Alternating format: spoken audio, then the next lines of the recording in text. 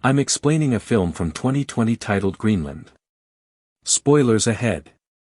Enjoy the content.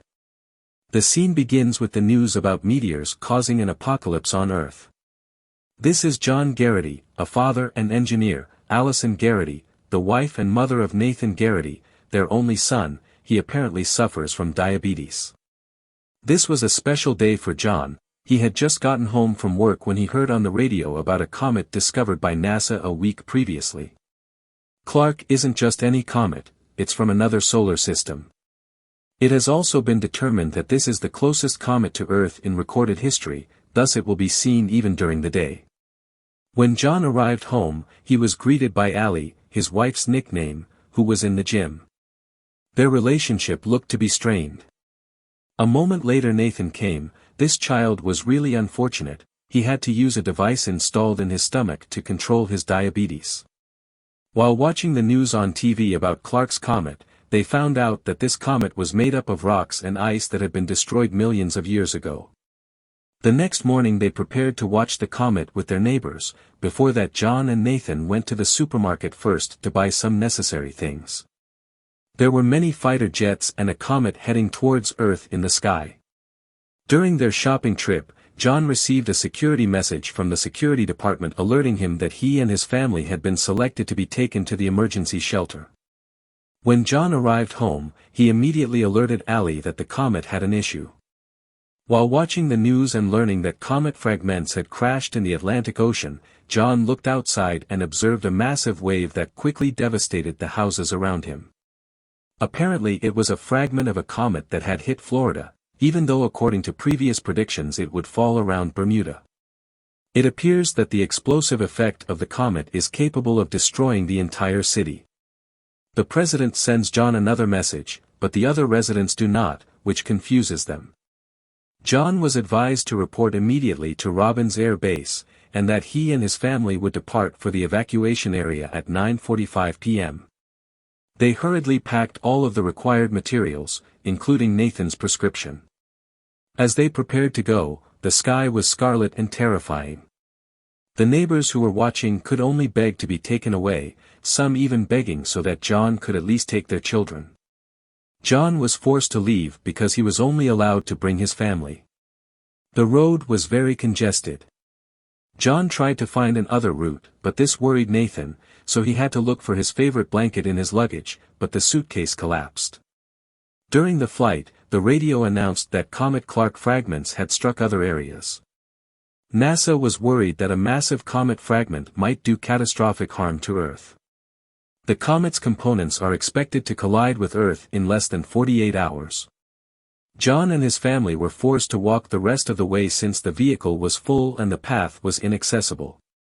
Arriving at the gate, John was directed by security officers to go to Hangar 33, where they were given identification bracelets. John was carrying lots of bags while the authorities only allowed each family to bring one bag. They were forced to repack and then they realized that Nathan's medicine bag was not there. There were still about 15 to 20 minutes before the flight. Before that John took his medicine bag first. Because Allie was afraid that John wouldn't have time to take it, she tried to tell the soldier that her husband was taking medicine. Even though the medication was insulin for diabetes, Allie and Nathan were nevertheless advised to accompany them. Allie was warned that those with chronic conditions should not participate in the evacuation. When John went home after taking the prescription, he was surprised to discover his wife and child missing. When John entered the plane but still couldn't find them, someone noticed him carrying a bag of medicine and informed him that persons with chronic illnesses were not permitted to depart. John decided to get off the plane, but he was surprised because there were so many people who weren't supposed to be on board but were instead evacuated, not to mention the people who were still outside who forced their way into the plane. Chaos was inevitable and then the soldiers shot at them. The resulting chaos caused the fuel on the plane to spill and of course caused the plane to explode.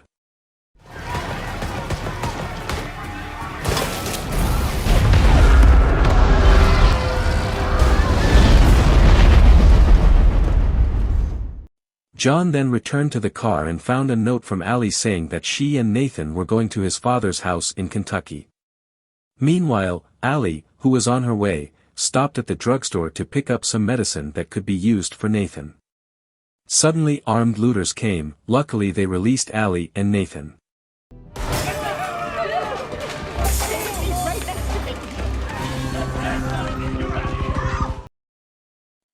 They were also lucky to get a ride from Ralph and Judy. That night the sky was clear, making the comet fragments clearly visible. Despite the fact that the prescription was insulin for diabetes, Allie and Nathan were recommended to accompany them. Allie was reminded that anyone with chronic illnesses should not take part in the evacuation. When John returned home after filling the prescription, he was startled to find his wife and child gone. When John entered the plane but still couldn't find them, someone observed him carrying a medical bag and advised him that people with chronic illnesses were not allowed to fly. He would pretend to be Nathan's parents, so that the authorities would allow him to board the plane. Then someone asked for John's bracelet. Because it was registered, John couldn't give it to him and a commotion broke out.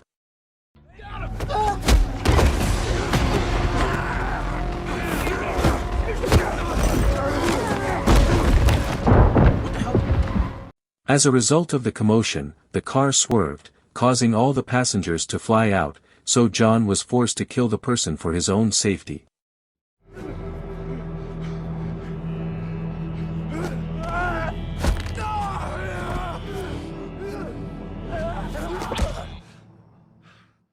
As the night went on, the sky became more and more scary. While Allie was already feeling hopeless because John hadn't come. Luckily someone offered a lift to, even though the prescription was insulin for diabetes. Allie and Nathan were recommended to accompany them. Allie was reminded that persons with chronic illnesses should not take part in the evacuation. When John returned home after filling the prescription, he was startled to find his wife and child missing. When John entered the plane but still couldn't find them, someone observed him carrying a bag of medicine and advised him that people with chronic illnesses were not allowed to fly. Allie was directed to the tent to look for her son. Luckily, Allie managed to find Nathan and, even though he was being treated by the authorities, they were also given a lift using a military bus. Allie was also given medical supplies for Nathan. The next day, John saw on TV that the disaster had killed millions of people and that fragments of a larger comet would reach Earth in less than 24 hours. Finally, John went to Dale's house, where his father-in-law lived. When Allie contacted and wanted to be picked up, John and Dale rushed to their aid, and they finally met again. They all went into the house and immediately watched the news on TV, where it was reported that tomorrow at approximately 8:45 in the morning, the comet fragments would hit North Africa and Europe. Those picked for evacuation will be transferred to bunkers near Greenland's Thule Air Base. Colin's words about sending him to Canada via a pilot at Osgood Airport stuck with John. Dale was invited as well, but he rejected. He also cautioned John not to repeat his negative habits, such as cheating. John said that he had changed and that he was now giving his all by spending time with his family. Comet fragments begin to fall around them a few seconds later. They must go immediately, and Dale urges them to take his car.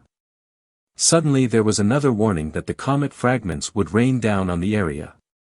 Sure enough, a moment later a meteor shower hit the area, so everyone panicked and ran away to save themselves.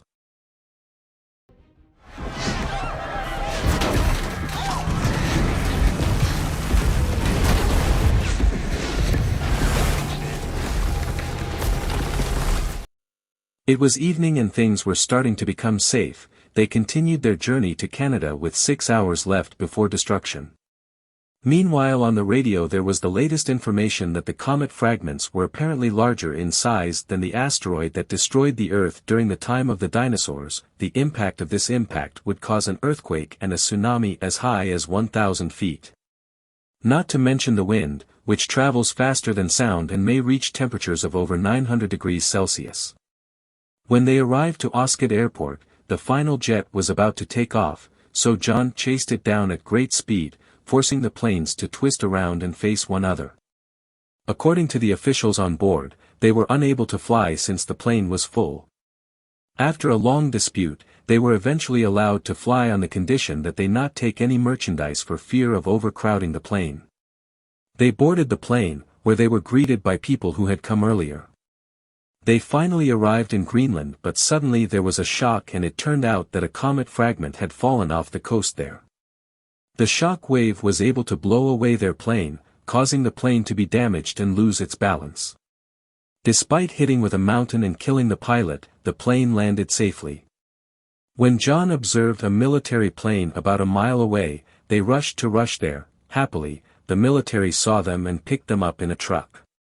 When they arrived at the bunker complex, the biggest comet fragment was seen and ready to impact the planet. The shock wave would reach them in 30 seconds, all they could do was pray. It's now just a matter of waiting for the end. At the end of the sequence, the tale jumps ahead 9 months. It can be seen that all cities in the world have been destroyed: Sydney, Chicago, Paris, Mexico City, all of them have been destroyed and only rubble remains.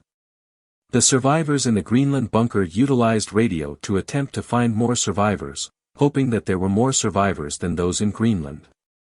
Someone evidently reacted to the radio request, initially from Helsinki and then from all across the world.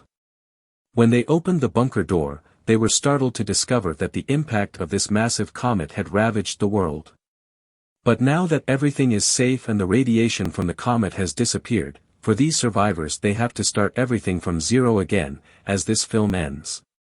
Thanks for watching.